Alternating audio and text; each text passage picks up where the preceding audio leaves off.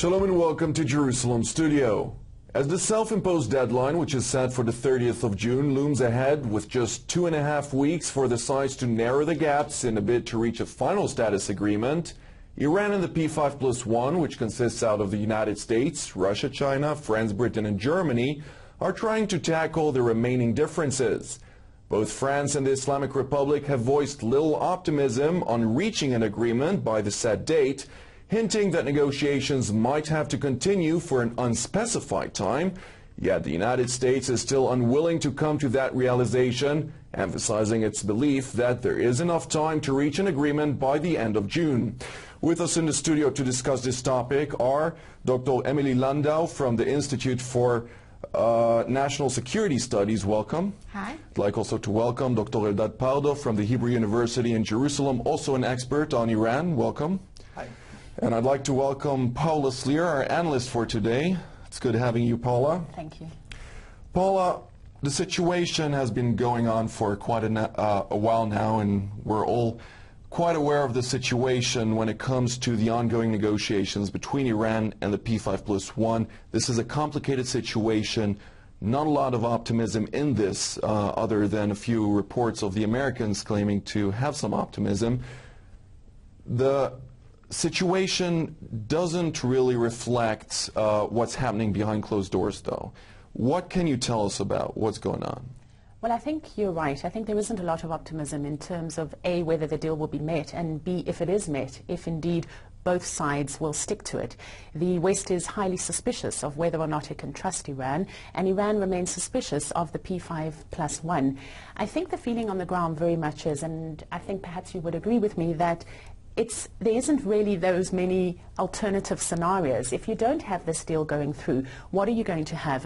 The American President Barack Obama has implied that he's not going to shy away from slapping on more sanctions, but many people feel that sanctions in the long run are not really the solution. They are affecting the Iranian population. People are poor, people are struggling to put food on the table.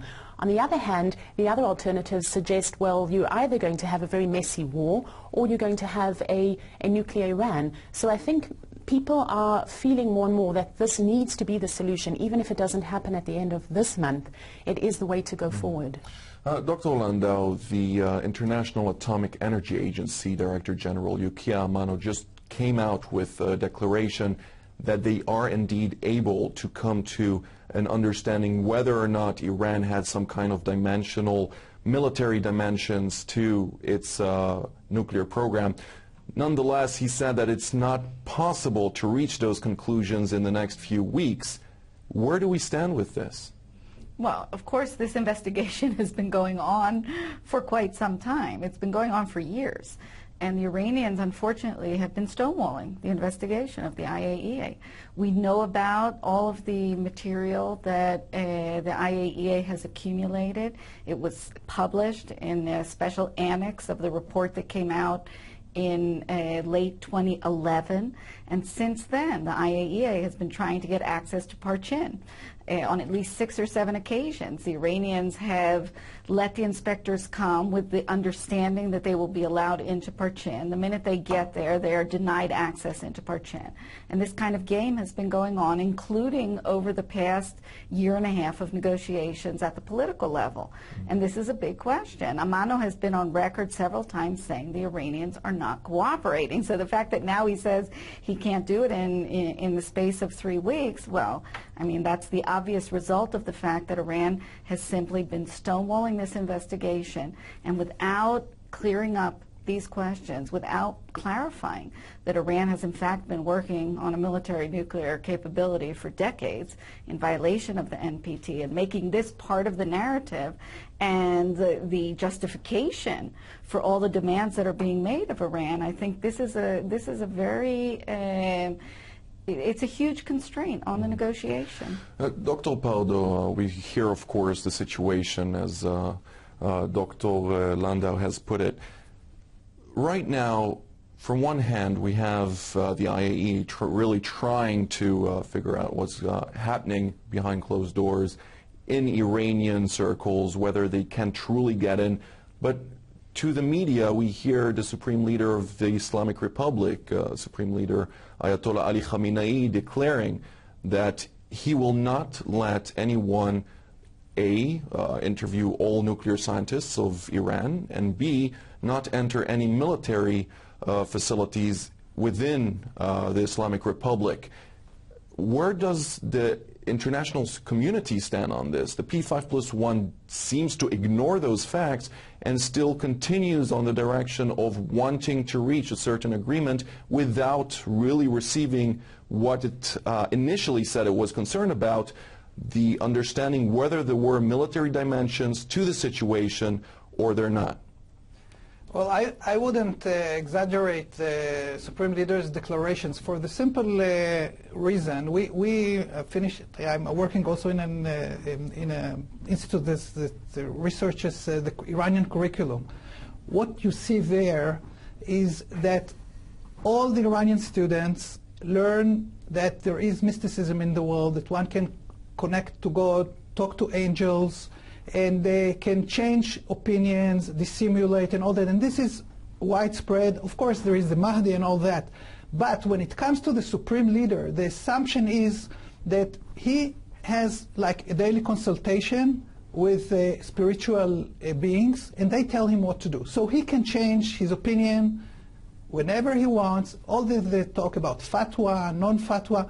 They also learn that Iran was and should be and will be a great empire, Islamic, third worldist, Aryan, Persian. All of this is part of the scheme. And what we hear from the media is that they say again and again, it's not a kind of reconciliation. It's a temporary deal with the enemy, and we are continuing. Mm-hmm. So having said all that, I think that what Iran, first of all, needs very much for its own good, because we see how they behave across the Middle East. They need structure, very, very clear structure. If they have very clear structure and they can accept it, because according to their narrative, this is a temporary agreement.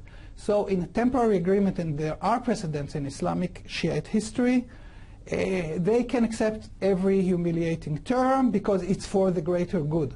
So they need a lot of structure, and in the last minute, this is part of the negotiation process, they should and can be convinced to accept a very, very, let's say, powerful structure. Paula, we just heard the words from Dr. Pardo on the matter, and this is a little confusing.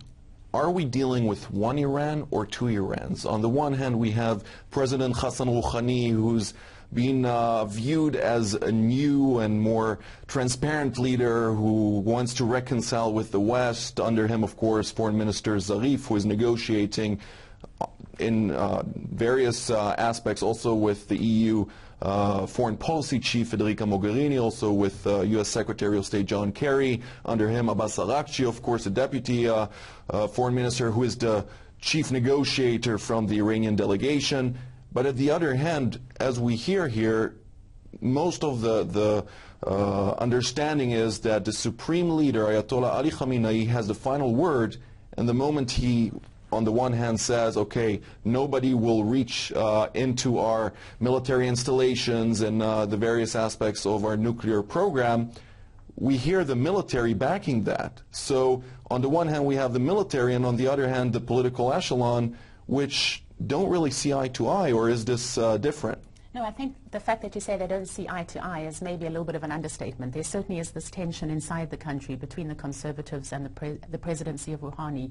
There are some who say that the West, in making this deal, is hoping to actually give President Rouhani some leeway, that he might be able now, if the sanctions are lifted, to actually implement some kind of reforms. And that would give his presidency some kind of legitimacy and give him support from among the people.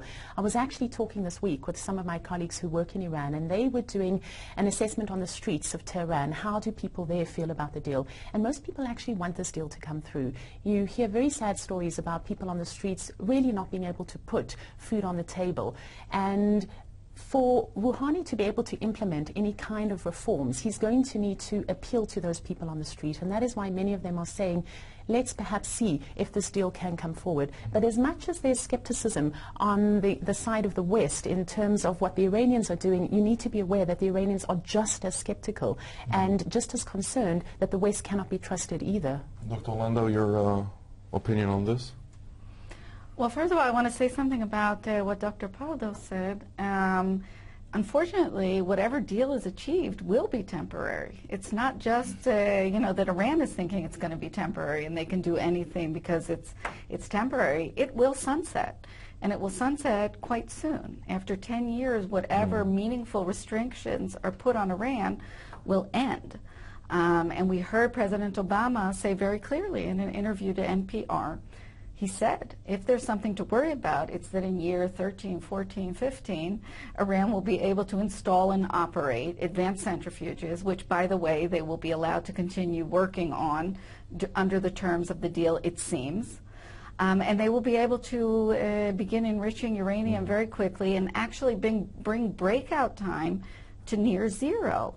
This is the real danger. In other words, it is temporary. And without seeing any kind of change in Iran at the strategic level in terms of their desire, their aspirations for a military capability or some type of military capability, and their regional hegemonic aspirations, which is something that Netanyahu referred to in his speech to Congress, it really is hard to understand why this deal is sunsetting. It simply doesn't make sense. If there's no change, Iran will very clearly go back to what it's doing. With regard to the trust issue, let me just add, I mean, of course, Iran says it doesn't trust the West doesn't trust Iran, but I think it's very important to understand that this negotiation is not a symmetrical one.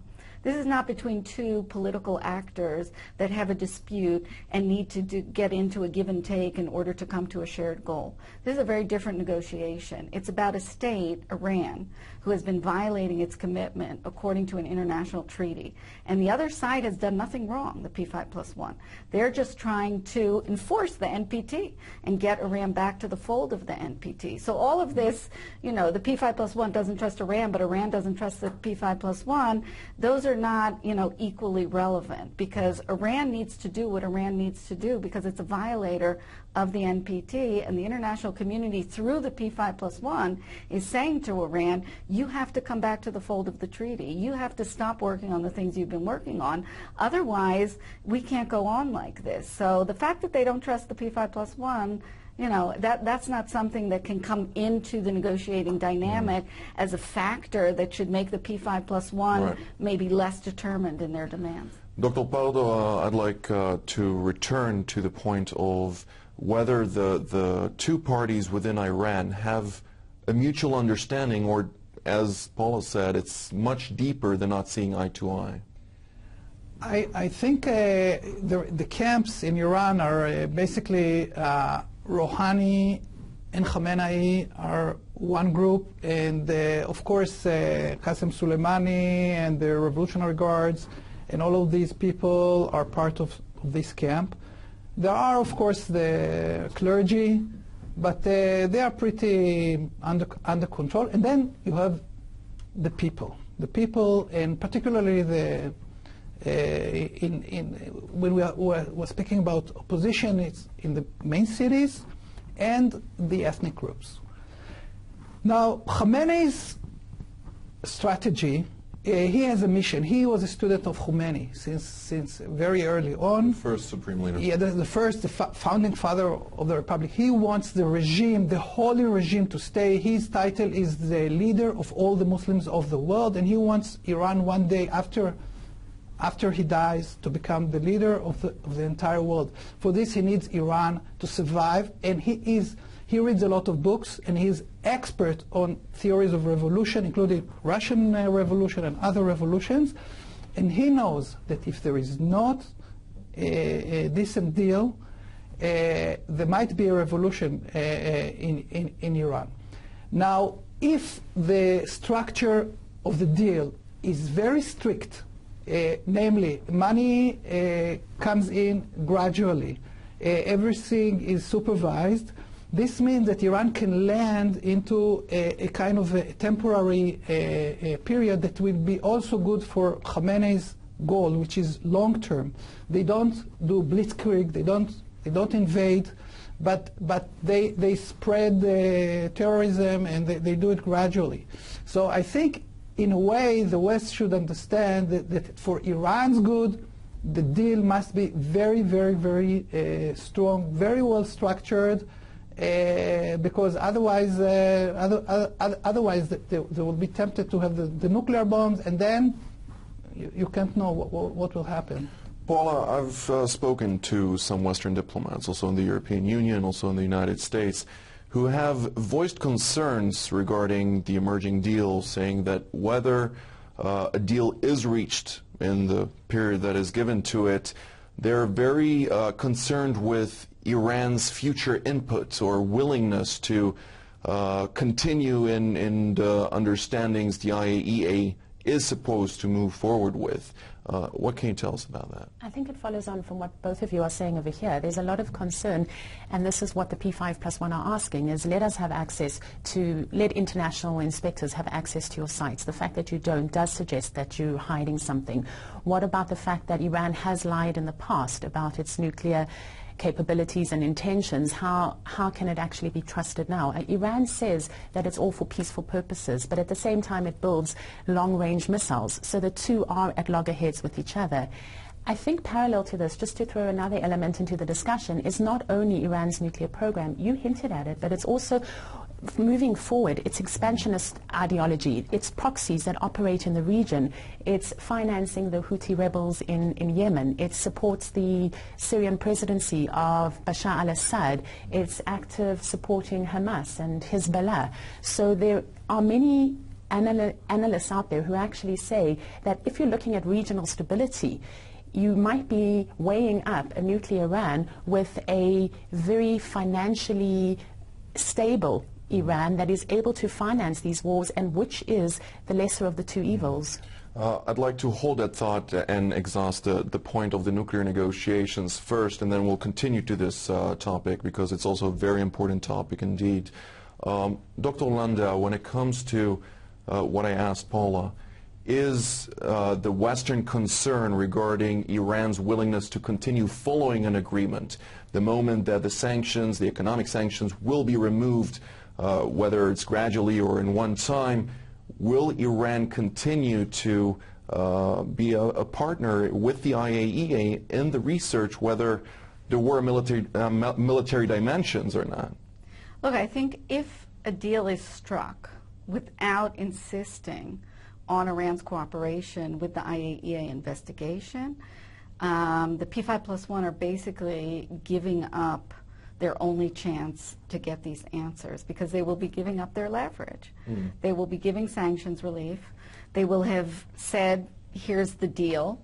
The Iranians will say, look, we entered into this deal. What leverage will they have to demand these answers from Iran? And remember, Iran has been stonewalling for years while they had the leverage. So what's going to happen, you know, when that's gone? I think it's a serious, serious concern. Again, the point we need to remember is that we've seen no indication that Iran has backed away from its military nuclear ambitions.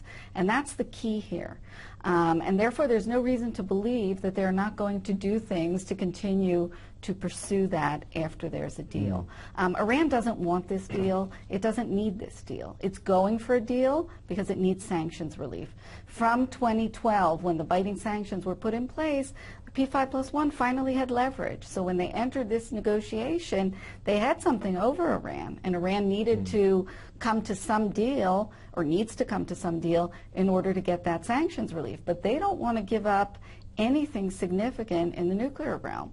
And that's why a lot of energy also needs to be put into the questions of how Iran could think about either violating the deal down the line, or defecting from the deal, or just waiting out the 10 years and then going for it when most of the restrictions are lifted. But I would encourage people about the violations. There's a lot of talk I think there will be a lot of problems here, but I think the P5+1 are thinking about this. The option of defection, I don't see any indication that people are even thinking about this. And it goes back to what Paula said about the fact that Iran also is very clear about making firm statements how they don't trust the P5+1. Think how this can translate down the line into their justification for defecting from the deal. They will say, you have not fulfilled your obligations. You have not lifted sanctions. You're pressing us on the military aspects. We're leaving the deal. What does the international community do then? Dr. Pardo, I'd like to give this a short period of time because I would like also to move to the proxies and how Iran is trying to advance there. When it comes to the American position, which is the only one out of the P5+1 from the Western countries, which is still considering the deadline to be a realistic option, do you believe there is a certain view of the emerging deal as trying to exhaust everything, and if this doesn't work out, it's done? Or are they still going to pursue it following the current deadline of the 30th of June? Well, I think a lot depends on Congress, a lot depends on public opinion, but it's really, I think it's critical for the future of the United States. If we will have an Islamic empire with nuclear weapons also for Russia, it's not, and this is probably the last chance to control it. It's, you know, people speak about Pakistan, but Pakistan really has a good reason to have, and they came second because of India. You know, they speak about the Islamic bomb, but it's not really, they don't have this imperial and consistent, this goes for more than 35 years, and expansionism that is very meticulously advancing, and they have an open account with the Arabs. They hate the Arabs, they want to control the Arabs, they want Mecca and Medina, they want the oil of Saudi Arabia. It's really a major issue that you know, Iranian people, they need help from outside to change course, and this is really an opportunity because there is so much potential in Iran, and you know, that's the thing. Well, this brings us to the next topic, which Paula really put a focus on, and I think it's very important to touch base on this, as one of the main concerns of the West, as well as Israel in this case, is Iran's continued financing of terrorism around the region, of various militant organizations, and really an apparent understanding of the Iranian regime battling with Saudi Arabia, which is a Sunni side of the equation in the region, for regional dominance, as you have said over and over again in various shows, as the first step for the entire world. Dr. Landau, could you give us a very brief understanding of, is there a possibility in this situation that the nuclear negotiations would be coupled to a certain aspect of trying to restrain Iran from its ongoing endeavors within the region? That a nuclear deal would lead the P5+1 to be better able to restrain Iran?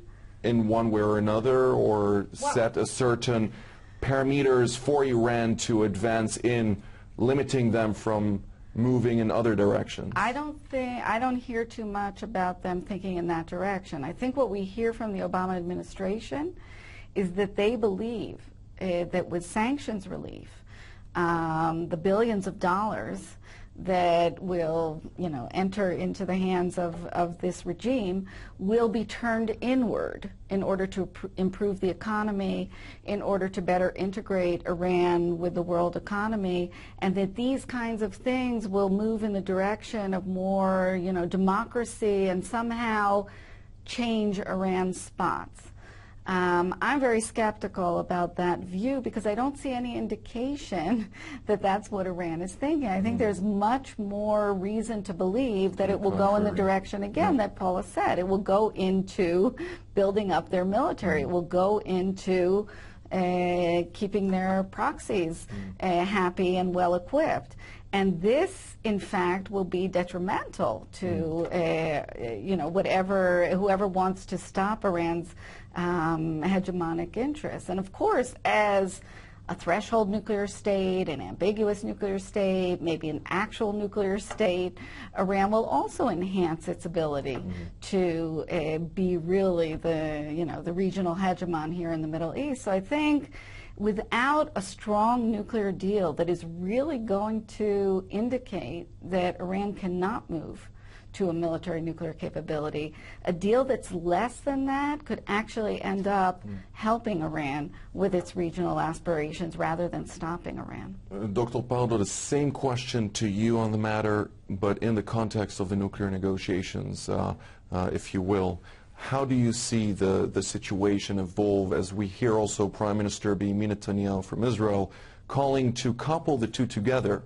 On the one hand, demand Iran cease all nuclear operations, or in a certain context, of course, and on the other hand, seize all its financing or of its militant offshoots, whether it's the Houthis in Yemen or Hezbollah in Lebanon, or, of course, Syrian President Bashar al-Assad now, who is fighting for his regime, which Iran has ongoingly backed and supported, even claimed to continue doing so until the end of the road. How is this dynamic working?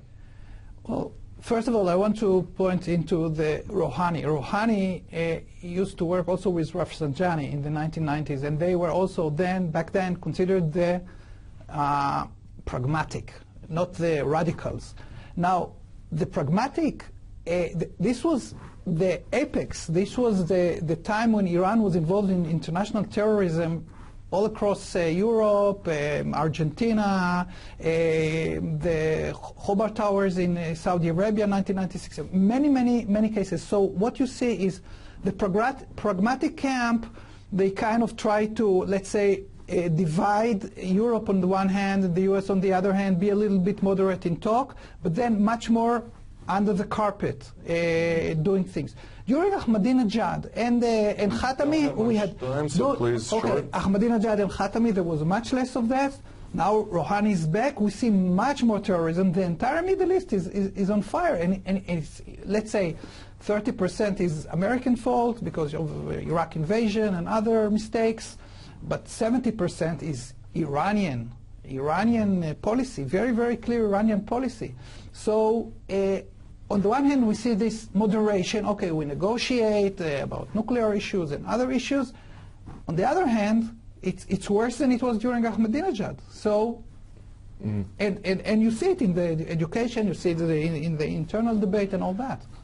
Paula, last sentence. I think we're seeing the potential for the shifting of the balance of power in the region, and I think the long-term prospects of that are to many people as frightening as the prospects of a nuclear Iran. We'll end this show with that. Thank you so much, Paula, for this program, for being here.